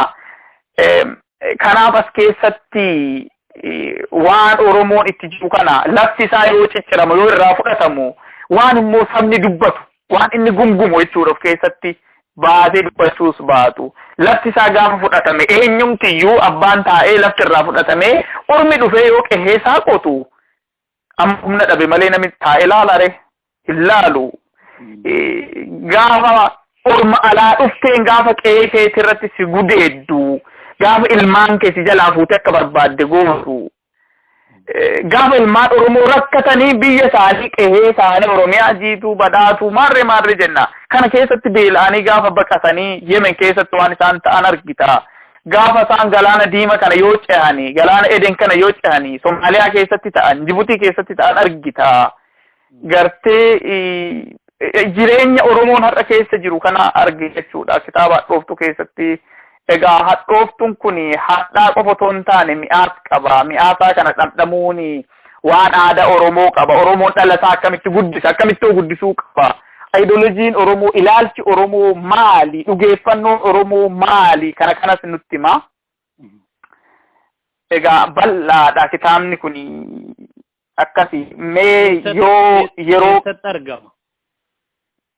Kitaabni kun as biyya Swiidinittis maxxanfameera, Oromiyaattis maxxanfamee jira. UK, North America, Europe iddoo addaa namni jiru akkamitti argachuu danda'a? Wanni tokko kaa'ameera. Warri asitti maxxansan kun siistemii jiru keessa galchanii online namni akka bitachuu danda'u godhaniiru. Mee wanni isaatiin doona ergite wannoo gaafii deebii kana wajjin sheer gochuun hin danda'ama jechuudha.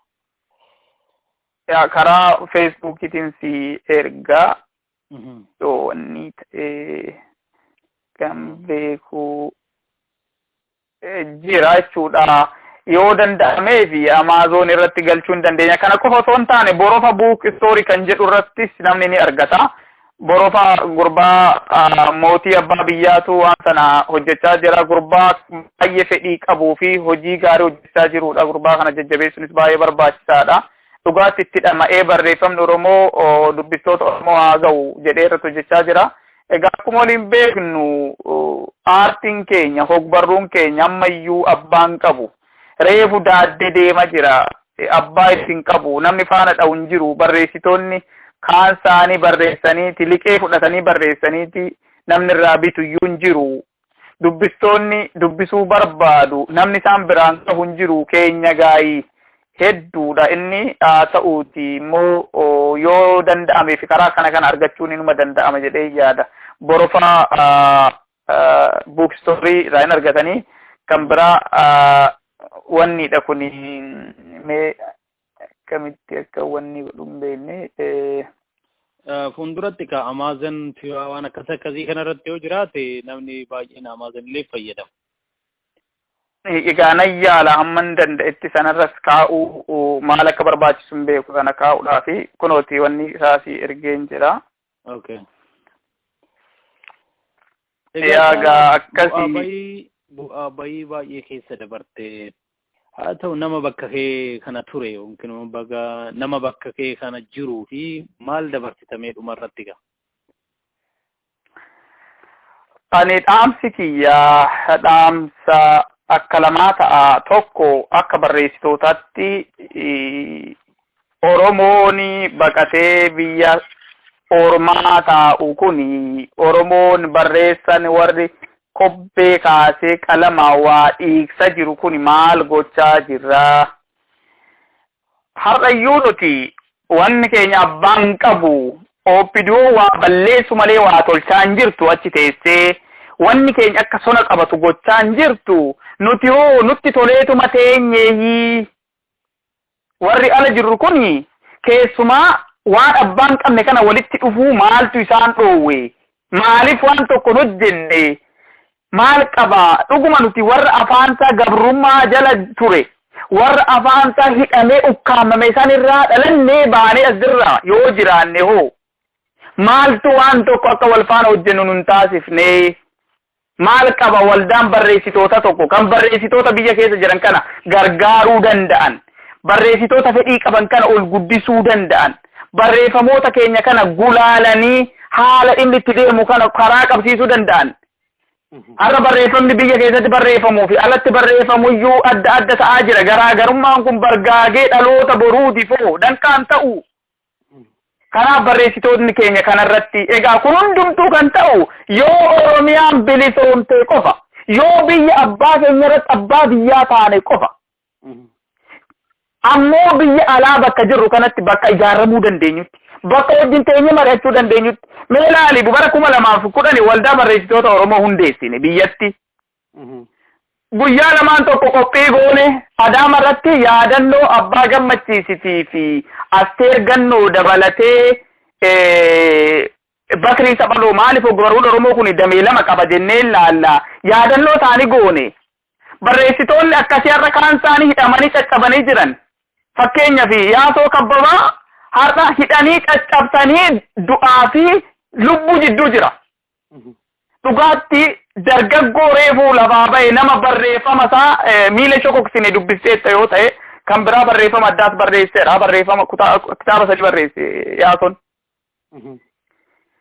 namoonni kun har'a eenyutu isaan bira dhaabbata kaa abbaan qabuun barreeffamni keenyas barreessitoonni keenya abbaan qabu wanni keenya guutumtuu abbaan qabu Oromoo qabsaa'onni kanneen ala jiran hawaasni Oromoo bakkutti harka wal qabachuu jabaachuu dhiiroo halluu wayya jechuu har'a akka Oromoon hin jaanne fi poolisiin nurratti bahee akka dhabamuuf nurratti hojjetamaa jira tarii gubbaa isaatu laallama fakkaata garuu tootaalii nu dhabamsiisuudhaa fi nutti bobba'aniiru kana fuuldura dhaabbachuu kan dandeenyu tokkummaa nu barbaachisa tokkummaa afaan hin lallabnu miti hojiidhaan hojjennu hojii irratti haa xiyyeeffannu artistoonni akka artistootatti gurmaa'an hojii aartii haa hojjetan barreessitoonni hojii ogbarruutti haa bobba'an warri siyaasa hojii siyaasa sirnaan haa geggeessan warri ogummaa barnoota qaban hayyoonni keenyas kanarratti haa hojjetan qabsoon gara fuulduraatti haa finiinuu Oromoo wal faana haa dhaabbannu qaanii keessa jirra amma takka nuti Oromoo miliyoona amma seennee yoo himannu amma namni akkuma kiyyaa kana itti qaana'u jiraata namni maal namaan jedhame nuti amma kana jennee yoo himannu nu qaanessu deebinee immoo nuti akka gabarra jennee gaafa himannu kanaaf Oromoo qaanii kana jalaa bahuu fi tokkoon keenya dirqama waloo fi matayyaa haa baanuu jedhee dhaammadhaani dhaamsi kiyya kanuma yoo garuu yeroo qabaatte fi kitaaba kana keessa waa si dubbisuu yoo na dubbisi baay'ee bareeda yeroo egaa waa qabiyyee adda addaa qaba heerasa qaba hibboo fa'aa qaba wanni kuni ammoo mee waan hayyuun Oromoo tokko mana hidhaa Qaallitti keessatti jedhuun si dubbisa. Okay.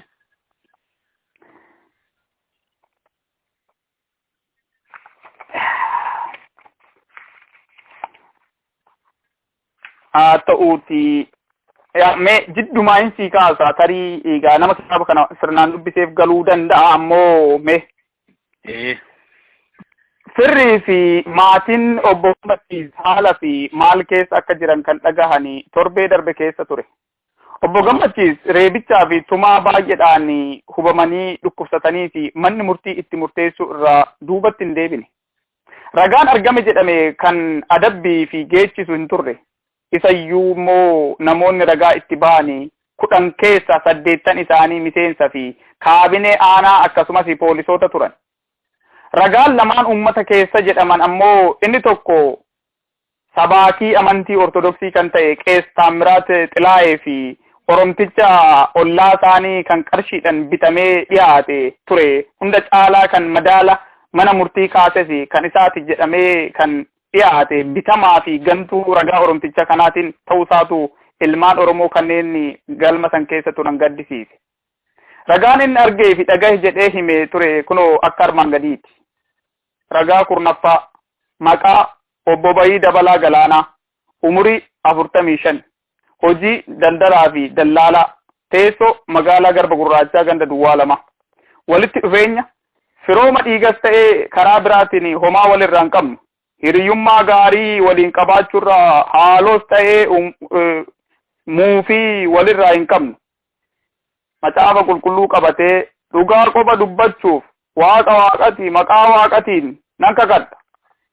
Obbo Gammachiis Dachaasaa ijoollummaa kiyyarraa hin jalqabee beeka. Nama baay'ee gaarii fi hiyyeessaaf yaadu inni magaalaa keenya san keessatti namni hamaadhaan isaan beekuyyuu hin jiru.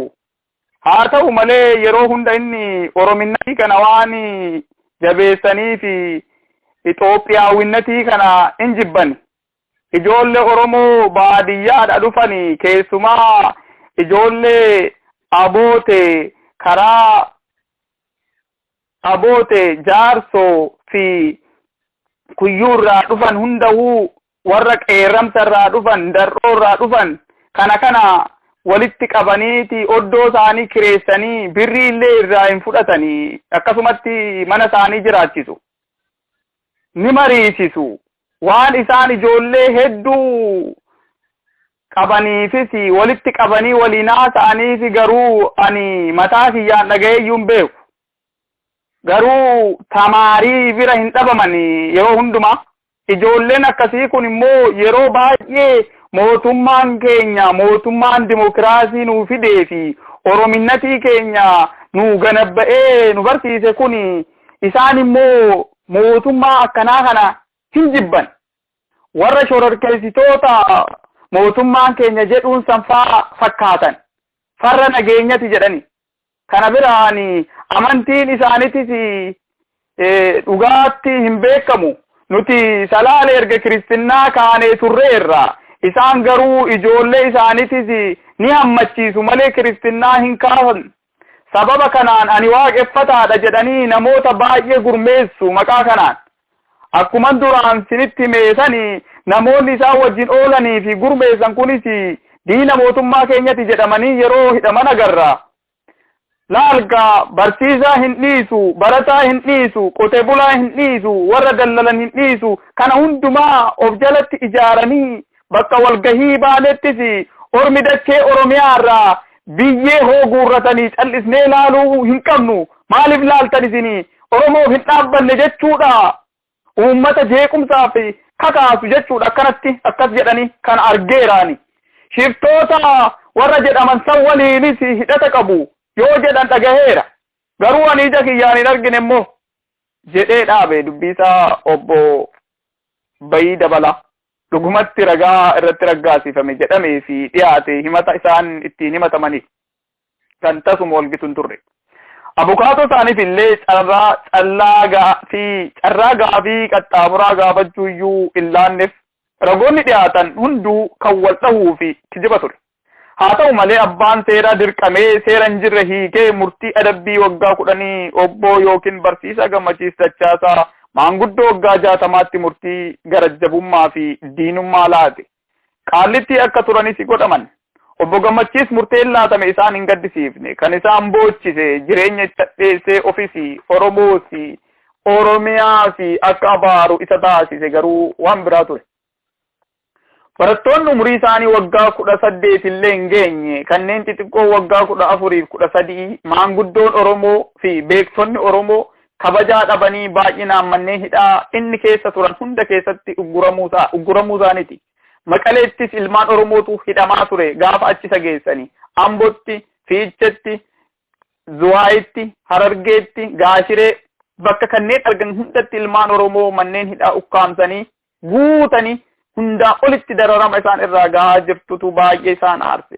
Baatii tokkoo fi bakka namni hin agarree fi dukkana roobaa kan fakkaatu keessatti ifa aduu fi ifa tokko malee kanneen sabaan Oromoo ta'an baay'ee waliin ugguramanii kan ittiin turanii fi jarreen sun immoo eessa buutee isaanii dhababuu faatu garaa isaan nyaate. Kana malees mana sirreessaa federaalatti mana sirreessaa isaan jedhaniin waamanii sirreessa osoo hin taane mana balleessaa jechaanii bakka turan sanitti mannidhaa Qaallitti quubsuma ilmaan Oromoo akka Oromiyaa kanneen akkaan Oromiyaaf barbaachisan ta'uutu isaan gaddisiisa. Baay'ees dararamaniiru. Guyyaa tokko Qaallittiitti tuuta Oromoota quubsuma mana hidhaa Dabbii Qaallittii keessatti dararamaa fi ergaramaa turan kan mana murtiitti odoo hin dhiyaatin ganna 3 ture barataan yuunivarsiitii Finfinnee irraa achitti hidhame tokko dhukkubsatee wal'aansa tokko malee lubbuun isaa bilaashuma utuu silaa wal'aansa argatee fayyuu danda'utu lubbuun achitti wareegamte. Yommuu moora sanaa reeffa isaa baasanii baay'ee boo'eetu xiqqoo ture Qaallittii komate. Komii qofas miti. Qaallittii ni abaare. Komii isaa bifa walalootiin tarreessee xumuraanii Dr. Gurmeessaa Sabaa kan cinaasaa taa'ee kitaaba afaan Ingiliziitiin barreessan biyya Naayijeeriyaa Profeesar Chinoo Achebeen barreesse keessaa jechama qalbii isaan hawwate tokko waraqaa irratti gadi jedhee barreessaa jirutti deemee akka inni dubbisuuf itti kenne. Dr. Gurmeessaa Sabaa qarayyoo fi sabboontota ilmaan Oromoon qabu keessaa nama jabaadha. Isatu yet the beautiful is not born in Africa jedhee waraqaa tokko irratti guddisee barreesse. Waraqaa adii kana irratti guddisee qubee gurguddaan barreesse ofumaaf waraqaa gaggaragalchee ilaala ture. Miira guutuun dubbisaa jirutti hiiqee akka inni walaloosaa kana dubbisu itti laate barsiisaa yookiin obbo Gammachiis. Walaloon suni akka armaan gadii kana ture.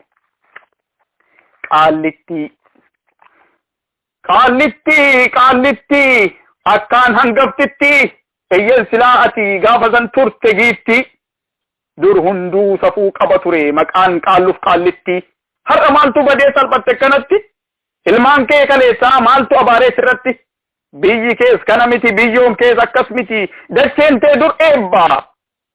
Biyya abbaan abbaa fulaa ulfaa jaajjaa dacheen quufaa Qaallittii callisuudha miti ragaa ba'inutti warra gurra qabuuf himadhu sabatti maali mee yaadache maaltu sitti michee maaltu si qabee gurra kee si duuchee sila akka maqaa kee dur hin kabajamne waliin qixxaattanii caffeetumaan teenye warri keenya gaafati gabbisa yoom kormaa goromsaan mijuu guutun sirratti hin baane sangaaf korma filee bifa laalee waqtiin qalee hawwan lubbuun tuqee dhiira addaan galee sirratti hin eegne akka ardaa jaamaa jila sitti hin baane buttaan hin qabamne dhibaayuun hin dhibaafamne wiirtan ta'e ayyaantun kaleessaa sirratti hin lallabne ati yoo giiftii gaafati siiqee hin qabanne abbaan bokkuun qallee abbaan muudaan raagne abbaan gadaan eebbisne qaallunoo mul'atan himne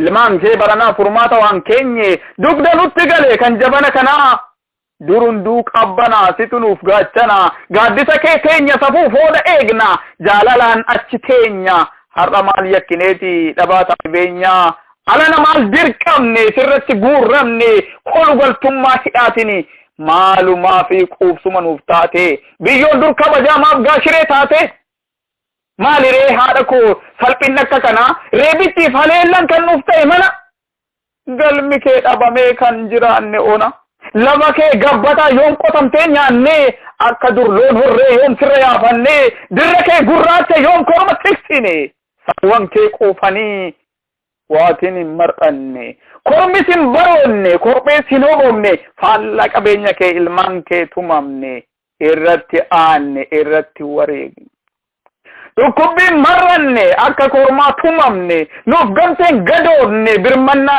dhabne waliifuun hadoodne gurri kee duuchammoo siif gamtee calliftee lakkisii baafadhu keessatti naadini nutis siif hin beekne atis nuuf hin dhageenye moo laata afaan jijjiirratte achi fagaatte moo sodaan dachee lixxe gaaddisa qaallutti qe'ee qaallittiitti ilmaan kee arjoonni tuffiidhan waamamne gabrummaan beekamne akka madaa saree madaadhumaan himamne bariin malaafanne nurraa qooruu didee godaannisuuf hin dhabne qehee nagaa turetti saba kee jaalala qabutti summii facaasanii yakkaan nu dhaananii sirratti tumamne qabeenya keenya irratti hattummaa himatamne qehee safuu sanatti bakka hoodaa sanatti qehee qabbanaa irratti lubbuudhaan gubanne reeffan awwaalamne gara jabeenya dhabaa sirraa baqa diddaa ijoolleen kee gidiramne ofii kee salphattee ilmaan kee salphifte qaallitti sagalee kee yaanne qoonqotee dharraane qaallitti dubbadhu yoo kana dadhabde maqaa geeddaradhu yoommoo humna qabaatte akka dur jabduu taate dhala kee eeggadhu haleella fi reebicha cunqursaa facuuccaa dhala kee irraa qoladhu dadhabaa kee soori jabaa kee yaassadhu gamteessi tikfadhu yoo hin dandeenye immoo ofii kee gubattee nullee nun gubini ofii booji'amtee boojuu nun godhini ofii keef bareeddee nyaapha nun waamini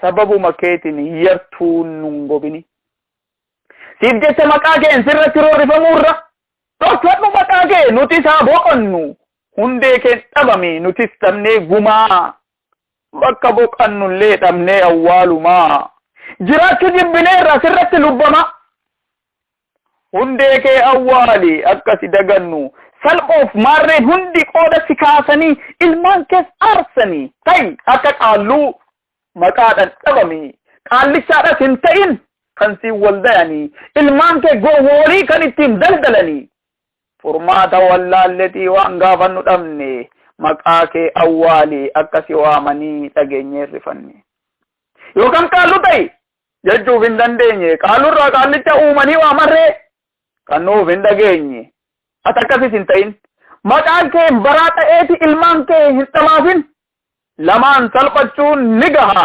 keenyumtuu kan gamtaan dhabamne ati mee dhabamee akka hin yaadatamne yoo gochuu hin dandeenye akka dur yoo xaxaan hiikne onneetu nu wallata dhageenyu maqaa kee tokkuusi waamanii waan hundaan maqaa kee tole maal wayyaree kamtu nuuf furmaata dhiiroo aayyoo siin jennee yoo waa si gaafanne deebiin kee hin turu bubbeerra saffisa waa'een kee alanaa maaf saba rakkisaa atumtiin qaanoftu yoo onoomte teettu galmi kee diigamee ulfaan mancaafamee yoo manni salphinaa ilmaan keetti ijaaramu maaf dide akka dur sirraa gombifamu ati sodaachuu eegalte ofirraa jijjigsu maallee nyaattoo ta'ee isa ilmaan kee bobbolchisu ilmaan kee godaansifamanii qeheen kee qullatee warri biroo kee irraa kunnoo hidhameeti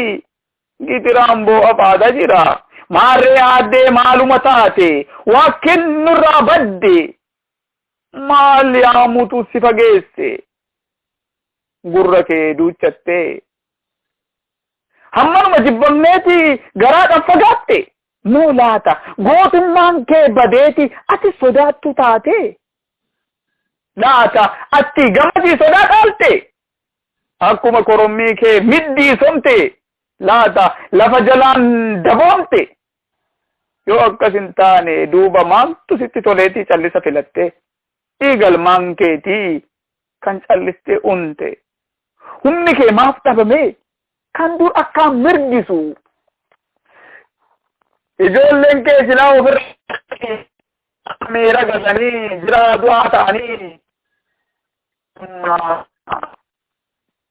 maa dhaalanii salphina qaallitti salphinaan dhaalanii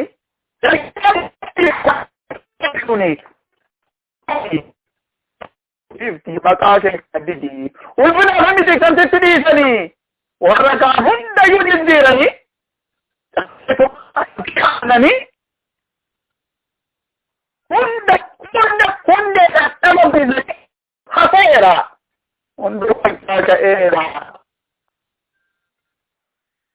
dhadhabdumoogiif maqaa kana didii ulfinaaf miti kan sitti dhiisanii qeenqaskee keessa salphina guutanii reeffa ijoollee keetii sirratti tuulanii maqaa kana didii dandeettu falmadhu asi jijjiiranii kabajaaf miti kan sitti dhiisanii Qaallitti. Dur safuu qabdu maqaan qaalluuf qaallitti. Balleessa eenyutiin salphatte akkanatti. Dur safuu qabaa maqaan qaalluuf qaallitti. Badii eenyu uumanii salphattee akkanatti. Sabboontota Oromoo kanneen badii tokko malee odoo nyaattoon kun nyaatte fi oddoon kun nyaatte gidisaa jirtuuf haa taatu. Gammachiis Dachaasaa Caamsaa 2000 Qaallitti Finfinnee. Kanuma irrattan sii xumuraa dheeraa waan ta'eef. Baay'ee ajaa'iba. It's amazing. Baay'ee ajaa'iba. Obbo Caalaa Haayiluu Suwiidin irraa gaafiif deebii kanaa fi yeroo kee dheeraa fudhattee bal'inaan dhugaa dubbachuudhaaf bal'inaan waliin haasa'uu keetii fi maqaa Finfinnee raadiyootii fi dhaggeeffatootaan galatoomi siin jedha. Gaafiif deebiin kun kan duraati malee kan dhumaatii miti. Yeroo biraas akkasumatti walitti deebina. Ulfaadhu obboleessa. Hayyee fayyaa ta'a ulfaadha isinis galatoomaa. Nagaatti gaa. Eeshi nagaatti. Tole. Nagaa.